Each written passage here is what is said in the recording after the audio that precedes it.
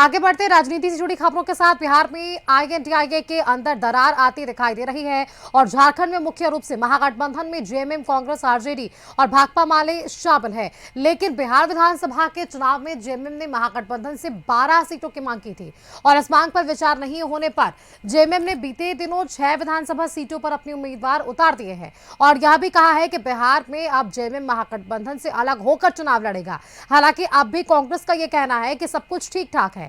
आज महागठबंधन जेएमएम को लेकर ठोस निर्णय लेगा। साथ ही कहा कि जेएमएम बिहार विधानसभा चुनाव में आईएनडीआईए के साथ ही है। जेएमएम की तरफ से उम्मीदवारों की घोषणा के बाद से बीजेपी महागठबंधन पर चुटकी ले रही है। बीजेपी ने एक तरफ कहा है कि जेएमएम सिर्फ सत्ता में बने रहने के लिए गठबंधन चला रही है। अगर गठबंधन वास्तविक में होता तो जेएमएम की इतनी बेइज्जती बिहार विधानसभा के चुनाव में सीट शेयरिंग को लेकर नहीं होती। बिहार में गठबंधन टूट चुका है, जेएमएम बोल रहा है। मैं इसलिए इस बात को कह रहा हूं कि झारखंड मुक्ति मोर्चा हमारा स्वाभाविक और एक मजबूत गठबंधन है, एक गठबंधन दल है और हमें लगता है कि राष्ट्रीय जनता दल इस पर आज विचार करेगी। तेजस्वी यादव गठबंधन के में सामंजस्य के लिए उनको बनाया गया है। तेजस्वी जी भी बहुत ही गंभीरता के साथ इन प्रश्नों का जवाब झामुमो ने कहा आप लोग कब तक धोखा खाएगा? नहीं, देखिए, अगर हमें लगता है कि यह विषय अलग है, कोई किसी को धोखा नहीं दे सकता क्योंकि गठबंधन हमारा पूरी तरह मजबूत और स्वाभाविक गठबंधन है। ये एक ऐसा गठबंधन है, ये एक ऐसा महागठबंधन है, ठीक है, यह एक ऐसा महागठबंधन है जहां झारखंड मुक्ति मोर्चा कांग्रेस और आरजेडी के बड़े भाई की भूमिका में है और उसी बड़े भाई को बिहार में महागठबंधन में शामिल नहीं किया गया है। उनको ना कोई महागठबंधन की बैठकें में कांग्रेस आरजेडी ने कभी आमंत्रण नहीं किया। वो बार बार 14 सीट, 12 सीट, 2 सीट की मांग करते रही, लेकिन आरजेडी ने सिर्फ उनको झुंझुना दिखाने का काम किया। कमोवेश ये एक ऐसा गठबंधन है, मुझे लगता है कि झारखंड के मान सम्मान स्वाभिमान को और झारखंड मुक्ति मोर्चा का मान सम्मान स्वाभिमान को आरजेडी और कांग्रेस ने बिहार में तार तार करने का काम किया है। अब ऐसा गठबंधन मुझे लगता है कि झारखंड मुक्ति मोर्चा के नेताओं को आत्मचिंतन करने की आवश्यकता है। चलिए, बीजेपी की तरफ से सलाह दी जा रही है कि जेएमएम को अब आत्मचिंतन करने की जरूरत है। इस खबर पर चलिए आगे बढ़ते हैं। हमारे साथ संवाददाता राजधानी रांची से राहुल जुड़ रहे हैं। राहुल, बिहार विधानसभा चुनाव को लेकर जेएमएम की उपस्थिति पर कई सवाल खड़े हो रहे थे। उनकी स्थिति क्या कुछ है बिहार में, इसे लेकर तमाम सवाल सामने आ रहे थे। कई बार प्रेस कॉन्फ्रेंसेस हुई झारखंड में और ये कहा गया कि 15 अक्टूबर तक बड़ा निर्णय लिया जाएगा और कल वो निर्णय सामने आ पाया। जो 12 सीटें जेएमएम की तरफ से मांग की जा रही थी, 6 सीटों पर जेएमएम ने अपने उम्मीदवार उतारने की घोषणा भी कर दी। लेकिन इस पर एक सवाल यह भी जुड़ जा रहा है कि क्या ये जो समीकरण बन रहा है बिहार विधानसभा के चुनाव में, 10 सीटें ऐसी हैं जहां फ्रेंडली फाइट महागठबंधन के भीतर हो रहा है लगभग। अब ऐसे में जेएमएम के भी उम्मीदवारों को उतारना कितना बड़ा परिणाम पर असर डालता हुआ नजर आ पाएगा?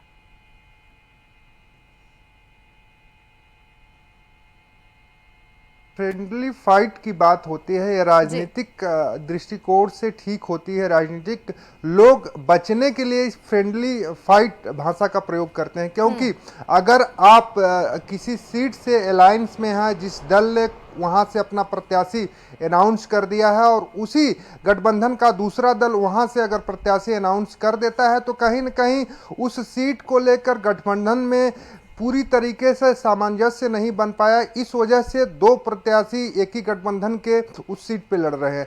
तो दूसरी चीज, अब जेएमएम की हम जहां तक बात कर रहे हैं, क्योंकि जेएमएम ने जो 5% हिस्सेदारी की बात की थी, कुल 12 सीटों की मांग की थी। हालांकि अंत आते 2 सीटों पर माना जा रहा था कि बात बनेगी, क्योंकि राज्य के एक मंत्री सुदीप सोनू और केंद्रीय महासचिव जेएमएम के विनोद पांडे पटना गए थे और उन्होंने मुलाकात भी की थी तेजस्वी यादव से और उनसे आश्वासन मिला था कि 2 सीटें जो संभावना जताई जा रही है कि उन्हें मिलेगी और जेएमएम वहां से अपने उम्मीदवार उतारेगा। हालांकि 15 तारीख तक एक अंतिम डेडलाइन पार्टी की ओर से दी गई थी और 17 तक इंतजार किया गया। और कल जिस तरीके से जेएमएम के प्रदेश केंद्रीय प्रवक्ता ने साफ कहा था कि देर शाम तक इंतजार करिए, तस्वीरें साफ हो जाएंगी और 5:30 बजे आप देखेंगे केंद्रीय महासचिव सह प्रवक्ता सुप्रियो भट्टाचार्य ने बाकायदे प्रेस कॉन्फ्रेंस किया और प्रेस कॉन्फ्रेंस कर के कांग्रेस को तो आड़े हाथ लिया, लेकिन आरजेडी पर पूरी तरीके से हमला करते हुए कई बातें कही और उन्होंने यहाँ तक कहा कि बिहार चुनाव के बाद झारखंड में भी आरजेडी के गठबंधन पर समीक्षा होगी। तो एक बड़ा संदेश देने का काम इस प्रेस कॉन्फ्रेंस के माध्यम से किया गया है जेएमएम को की तरफ से। और जेएमएम ने जो 6 प्रत्याशियों के नाम गिनाए हैं और अनाउंस किए हैं, उनको सिंबल भी दे दिया गया है और आज उनके तरफ से नामांकन भी कर लिया जाएगा। हालांकि कांग्रेस अभी भी कह रही है कि जेएमएम बिहार में गठबंधन के साथ है और हम लोग साथ मिल बैठकर चुनाव लड़ेंगे। लेकिन अगर आप देखेंगे समय की बात, तो समय अब कम है, 5 बजे तक का टाइम है नॉमिनेशन का। हालांकि अगर अब आरजेडी चाहे तो उन प्रत्याशियों का नाम वापसी करा सकती है जिन्हें उन्होंने सिंबल दिया है, चुनाव अपना कैंडिडेट बनाया है। कांग्रेस ऐसा कर सकती है, लेकिन फिलहाल ऐसा कुछ होता दिखाई नहीं दे रहा है। लेकिन हम ये कह सकते हैं कि अगर जेएमएम 6 सीटों पर चुनाव लड़ती है और चुनाव के बाद परिणाम सकारात्मक आए या नकारात्मक आए, लेकिन बिहार का जो एक गठबंधन में दरार है, कहीं न कहीं इसका फर्क और इस दरार की थोड़ी बहुत मनमुटाव की स्थिति झारखंड में भी देखनी पड़ेगी 14 तारीख के बाद। अब देखना होगा कि इन सारी चीज़ों के बीच इंडिया अलायंस हल क्या निकालता है बिहार में, तो वक्त तय करेगा। लेकिन बिहार में जो जिस तरीके से इंडिया गठबंधन, बिल्कुल राहुल, आपने ठीक कहा। देखिए, महागठबंधन की जब बात हो रही है और जो भी निर्णय बिहार विधानसभा चुनाव के दौरान लिए जा रहे हैं अपने सहयोगी दलों के लिए, जेएमएम में जो स्थिति है फिलहाल के लिए, इसका सीधा असर हमें झारखंड में जरूर देखने को मिलेगा, क्योंकि झारखंड में आरजेडी को एक जगह जेएमएम ने दी है और वो जगह मंत्रिमंडल में भी हम देखते हैं। बेहद शुक्रिया आपका राहुल, हमारे साथ जुड़ने के लिए, तमाम जानकारियां हमारे दर्शकों संग साझा करने के लिए।